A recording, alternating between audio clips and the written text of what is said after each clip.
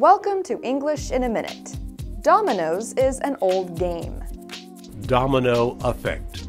So is this what happens after you play dominoes for too long? So I'm going to China next month. How was your trip there?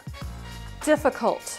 I missed my flight in Los Angeles, which made me miss my connecting flight in Hong Kong, which made me miss my train in Shanghai. Wow, that is quite the domino effect. It was an international domino effect.